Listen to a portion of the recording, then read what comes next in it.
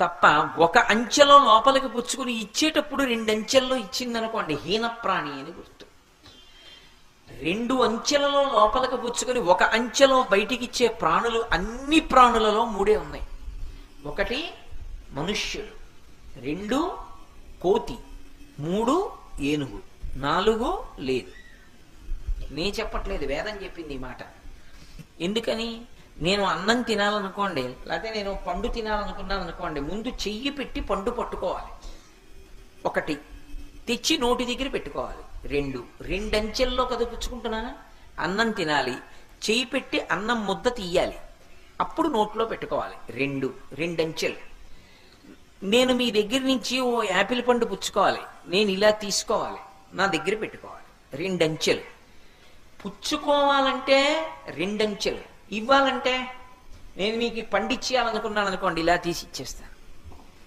ఇచ్చేసేటప్పుడు ఒక్కంచె, పుచ్చుకోవాలంటే రెండంచెలు. అంటే పుచ్చుకోవడం తక్కువ పుచ్చుకో, ఒకరికి పెట్టుకోవడం ఎక్కువ పెట్టుకో. ఇది సహజంగా ఉన్న ప్రాణులు ఏవి అంటే రెండే. కోతి అంతే, చేత్తో ఒకసారి పుచ్చుకుని నోట్లో పెట్టుకు తింటుంది, అది అదే కాలుగా వాడుకుంటుంది, మళ్ళీ ఇలా పట్టుకుని నోట్లో పెట్టుకుంటుంది. ఏనుగు అంతే, తొండంతో పట్టుకుంటుంది, నోట్లో పెట్టుకుంటుంది. ఇచ్చేయాల్సి వచ్చింది అనుకోండి, అక్కడ ఉన్న అరటిపళ్ళ అత్తలం తీసి ఇలా ఇచ్చేస్తుంది.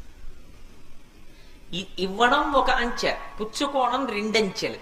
అసలు మనిషి బతుకు ఎలా ఉండాలో చెప్పేటటువంటివి, అలా బ్రతికేటటువంటివి చెయ్యడంలోనే, ఇలా చెయ్యడం ద్వారా నువ్వు ఎలా బ్రతకాలో నేర్చుకో అన్నది అంతర్లీనంగా ఉండేటటువంటి ప్రాణులు, అటువంటి శరీరాలు ఈ రెండంచెలలో పుచ్చుకునేవి, ఒకంచెలో ఇచ్చేవి మూడు ప్రాణులే. అందులో ఏనుగు ఒకటి. అందుకే ఏనుగు ముఖానికి అంత ప్రశస్తి వచ్చింది, ద్వైపం కాబట్టది. అందుకని మహాదంతి వక్త్రాపి పంచాస్య మాన్య. అంతేనా? కాదు, మహాదంతి అంటే పెద్ద ఏనుగు. ఏనుగు ముఖాన్ని మీరు తెలిసి కానీ తెలియక కానీ చూశారనుకోండి. అందుకే పూర్వం మహారాజుల ఇంటి ముందు ఎప్పుడు కూడా ఏనుగులు నిలబడి ఉండేవి. ఎక్కడో ఏనుగుల శాలలో కట్టడం కాదు, మహారాజు ఇంటి ఎదురుగుండా ఏనుగులు ఎప్పుడు ఘీంకరిస్తుంటాయి. రావణాసురుడు పరమశివుడి మీద స్తోత్రం చేశాడు.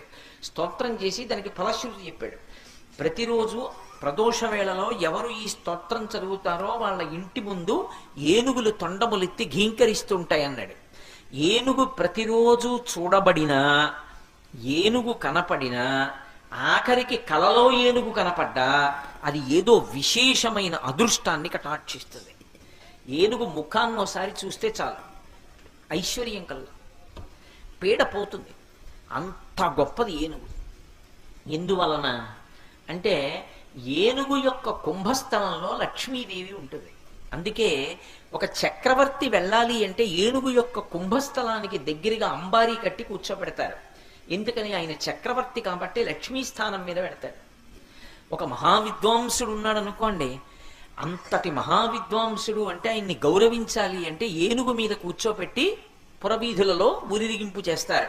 గజారోహణం చేశారండి ఆయనకి అంటారంటే, ఏనుగెక్కించారండి ఆయన్ని అంటారు. ఏనుగు ఒక్కటే అంత ఉత్కృష్ట ప్రాణి. లక్ష్మీస్థానం కుంభస్థలంలో ఉంటుంది. 5 చోట్లే ఉంటుంది లక్ష్మీదేవి. 1 ఏనుగు కుంభస్థలం, 2 ఆవు యొక్క వెనక తట్టు, 3 తామర పువ్వు, 4 మారేడు దళం యొక్క వెనుక భాగం, అంటే ఈనెలు ఉంటాయే ఆ ఈనెలు ఉన్నటువంటి ప్రాంతం, 5వది పెళ్ళైనటువంటి ఆడది అంటే సువాసిని యొక్క పాపట ప్రారంభ స్థానం. బొట్టు ఇక్కడ పెట్టుకుంటారు, మంచిదే, ఇక్కడ పెట్టుకోవాలి. ఇక్కడ బొట్టు ఉంది అంటే లక్ష్మీ కటాక్షం ఉంటుంది. భర్తకి లక్ష్మి ఎందుకు ఉంటుంది అంటే భార్య ఇక్కడ బొట్టు పెట్టుకుంటుంది కాబట్టి. సువాసిని యొక్క పాపట ప్రారంభ స్థానం లక్ష్మీ స్థానం. ఈ 5 లక్ష్మీ స్థానాలు. అందులో ఏనుగు కుంభస్థలం ఒకటి. ప్రతిరోజు తెలిసి కానీ తెలియక కానీ ఏనుగు ముఖం వంక ఓసారి చూశారనుకోండి, అలక్ష్మి తొలగిపోతుంది, లక్ష్మి కటాక్షిస్తుంది. అంటే ఏది దరిద్రాన్ని కల్పిస్తుందో, ఏది దురదృష్టాన్ని ఇస్తుందో అది దూరంగా వెళ్ళిపోతుంది. ఏది కలిసి వచ్చేట్టు చేస్తుందో అది కలిసి వచ్చేటట్టు చేస్తుంది. ఇది దేని వలన సంభవము అంటే ఏనుగు యొక్క ముఖాన్ని చూడడం వల్ల సంభవం. ప్రతిరోజు ఏనుగు ముఖం మనకు ఎలా కనపడుతుంది? అందుకే తాను దేవతా స్వరూపమై ఏనుగు ముఖంతో నిలబడ్డాడు ఆయన. మనం ఆదౌ పూజ్యో గణాధిప, ఒక్కసారి విఘ్నేశ్వరుడి మూర్తి వంక చూసి ఇలా నమస్కారం చేశామనుకోండి, ఏనుగు ముఖాన్ని తెలిసో తెలియకో మీరు చూశారు కాబట్టి దురదృష్టం పక్కకెడుతుంది, అదృష్టం కలిసి వస్తుంది. అంతటి అనుగ్రహాన్ని ఇవ్వగలిగిన వాడు ఎవరు అంటే ఒక్క ఏనుగు ముఖంతో ఉండేటటువంటి విఘ్నేశ్వరుడి వలన మాత్రమే సంభవం అవుతుంది. అందుకే శ్లోకం పూర్తి చేస్తూ కళ్యాణ రూప అన్నారు శంకరాచార్యుల వారు. కళ్యాణ రూప అంటే చూసినంత మాత్రం చేత ఎవరు శోభనములను ఇవ్వగలరో, ఎవరు శుభములను కటాక్షించగలరో అటువంటి వాణ్ణి కళ్యాణమూర్తి అని పిలుస్తారు. అంటే మనకి శుభములను ఇవ్వగలిగిన వాడు. ఆయనకి మీరు ప్రత్యేకంగా ఇంకా ఏం చేశారు అన్నదాంతో సంబంధం ఉండదు. మీరొక్కసారి ఆయన వంక చూస్తే చాలు, ఆయన సమస్త అనుగ్రహములను ఇచ్చేస్తాడు. అలా ఇవ్వగలిగినటువంటి కళ్యాణ రూపం ఉన్నవాడు కాబట్టి ఆయన మహాదంతి వక్త్రాపి పంచాస్య మాన్య, అంత గొప్ప ఏనుగు ముఖంతో ప్రకాశిస్తూ ఉంటాడు. అంతేనా దాని విశేషం? కాదు. అందులో ఇంకొక పెద్ద రహస్యం ఉంది. ప్రాణులన్నిటిలోకి పెద్ద ప్రాణి ఏది అంటే ఏనుగు. కానీ దానికి ఒక గొప్ప వైభవం కూడా ఉంది. బుద్ధి అన్ని ప్రాణులలో ఎవరికి ఎక్కువ అంటే ఏనుక్కి ఎక్కువ. సూక్ష్మ బుద్ధి అంటారు. అది ఉపయోగించడం కూడా అలా ఉపయోగిస్తుంది. దాని కళ్ళు చిన్ని చిన్ని కళ్ళు ఉంటాయి. మీరు ఒక పెద్ద దూలం అక్కడ పడేసి ఎత్తు అన్నారనుకోండి, అది తొండం పెట్టి చుట్టి ఎత్తుతుంది. మీరు ఒక చిన్న గుండు సూది కింద పడేసి ఎత్తు అన్నారనుకోండి, అది పరమ సౌలభ్యంగా తొండానికి గుచ్చుకోకుండా గుండు సూది నెత్తి మీ చేతి గుచ్చుకోకుండా చేతిలో పెడుతుంది. అంత సూక్ష్మమైన విషయాన్ని పట్టుకుంటుంది, అంత స్థూలమైన విషయాన్ని పట్టుకుంటుంది. అణోరణీయాన్ మహతో మహీయాన్, అంత చిన్నదాని దగ్గరికి వస్తుంది, అంత పెద్దదాని దగ్గరికి వెళుతుంది. ఇంత బుద్ధి వికసనం కలిగినటువంటి ప్రాణి లోకంలో ఏనుగొక్కటే. మిగిలిన దేనికి కూడా వైభవం లేదు. రెండు, ఏనుగు ఒక్కదానికే ఒక విశేషం, మిగిలిన ఏ ప్రాణికి ఆ విశేషం లేదు. కొన్నాళ్ళు మచ్చిక చేసుకున్నారనుకోండి, దాన్ని కట్టడానికి తీసుకొస్తున్నారనుకోండి, అది మొరాయిస్తుంది, రాదు. అంతవరకు ఎందుకంటే ఒక ఆవు ఉందనుకోండి, పరదేవతా స్వరూపం. కానీ ఆవుని మీరు కొంతసేపు బీడిలో వదిలేసి మీరు కట్టుపోయి దగ్గరికి ఆవుని తీసుకొస్తున్నారనుకోండి, అది రాదు, మొరాయిస్తుంది, కాళ్ళు నిగడదన్ని, నేను రానంటుంది. గట్టిగా లాగి తీసుకురావాలి పలు పట్టుకొని. ఒక్క ఏనుగు మాత్రం ఏం చేస్తుందో తెలుసా?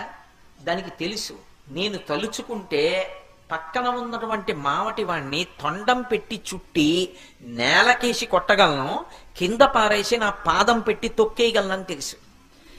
ఇంత తెలిసి ఉండి కూడా ఏనుగు తన మీదకెక్కడానికి తానే సాధనమవుతుంది. ఏనుగు మీదకి ఎక్కడం అంత తేలిక కాదు, నిచ్చెనో ఏదో ఉండాలి. అది పక్కకు పోయింది అనుకోండి, నిచ్చెన కింద పడిపోతుంది. కానీ ఏనుగు తన మీదకెక్కడానికి తన కాలు తాను చాపుతుంది. మీరు ఎప్పుడన్నా చూశారో లేదో నాకు తెలీదు, గురువాయూరులో రాత్రి ఏనుగులు వెడతాయి కృష్ణ పరమాత్మ యొక్క మూర్తిని పట్టుకుని. ముందు భద్రగజం వస్తుంది. భద్రగజం అంటే ఇగో ఈ పందిరి ఎంత ఎత్తుందో ఇంచుమించు అంత ఎత్తు, ఆ పూలదండ అంత ఎత్తు వరకు ఉంటుంది ఏనుగు. అదేదో నల్ల కొండొచ్చినట్టు ఉంటుంది. అంత పెద్ద ఏనుగు వస్తుంది ముందు, వెనక మిగిలిన ఏనుగులన్నీ వస్తాయి. దాని మీద కృష్ణ పరమాత్మ యొక్క మూర్తిని పెడతారు. అక్కడ కూర్చోవాలి ఎవరు? గుళ్ళో అర్చకుడు. అక్కడ కూర్చుని స్వామివారికి చామరం వేస్తూ గుడి చుట్టూ తిరగాలి ఏనుగు. ఎలా ఎక్కుతాడు దాని మీదకి? మీరు ఎప్పుడైనా చూడాలి చమత్కారం. దాన్ని గట్టిగా అరుస్తారు మావటి. అరవగానే అది ఏం చేస్తుందంటే ఒక్క కాలు ఇలా ఓ పక్కకి జాపుతుంది. జాపి విచిత్రం ఏమిటంటే దాని సంధిబంధములు బయటికి వచ్చేట్టుగా పెడుతుంది. అంటే ఇలా సొట్టలు పడేటట్టుగా పెట్టి పైన ఉన్న విగ్రహం కింద పడకుండా తల ఇలా కొద్దిగా ఉంచుతుంది. అర్చకుడు ఏం చేస్తాడంటే పరిగెత్తుకుంటూ వచ్చి ఎక్కడ సొట్ట పెట్టిందో అక్కడ కాలు పెట్టి గభాలన పైకి దూకి దాని చెవి పట్టుకుంటాడు. చెవి పట్టుకుని తల కదపకుండా అలాగే నించుంటుంది. కొబ్బరి చెట్టు ఎక్కినట్టు అంచెల మీద ఎక్కేసి ఆ పైకి ఎక్కి కూర్చుంటాడు. తన మీదకెక్కడానికి తానే సాధనమవుతుంది, తనని తెలుసుకోవడానికి తానే సాధనమై తానే అనుగ్రహిస్తాడు విఘ్నేశ్వరుడిగా. అందుకే ఏనుగు ముఖంతో ఉంటాడు. ఆయన్ని తెలుసుకోవడం ఎవరికి సాధ్యం? కానీ ఒక్క నమస్కారం పెడితే ఆయన అర్థమయ్యేటట్టు ఆయనే అనుగ్రహిస్తాడు. మావటికి ఏనుగు లొంగిపోతుంది. బక్క మావటిని తొండం పెట్టి చుట్టి నేలకేసి కొట్టేయగలరు. కానీ మీరు ఎప్పుడన్నా చూశారో లేదో, ఏనుగుల శాల అని ఉంటుంది. ఏనుగుల శాల దాకా పెడతారు. వెళ్ళిన తర్వాత పెద్ద ఇనప గొలుసు ఉంటుంది, దాన్ని కాలుకి చుట్టాలి. ఏనుగు కాలుకి చుట్టి కడతారు, మెడకు కట్టరు. ఆ పెద్ద గొలుసు అక్కడ పడుంటే దాన్ని ఎత్తి ఏనుగు కాలుకి తిప్పాలంటే చాలా కష్టం. ఏనుగు ఏం చేస్తుందంటే మావటి పక్కన వచ్చి నిలబడితే తన కాలు ముందుకు పెట్టి గుండ్రంగా స్తంభంలా ఉంటుంది. ఆ స్తంభం పక్కన తన కాలు చాపి తన తొండంతో గొలుసు తీసి చిక్కు లేకుండా చేసి తన కాలు చుట్టూ తిప్పి మావటి చేతికి ఇస్తుంది. యువతలకి తిప్పి తాళం కప్పేసేస్తాడు. ఇప్పుడు తనని కట్టడానికి కాలు చాపింది ఎవరు? ఏనుగే. తన కాలుకి గొలుసు చుట్టుకున్నది ఎవరు? ఏనుగే. తాళం వేసేయమని అందించి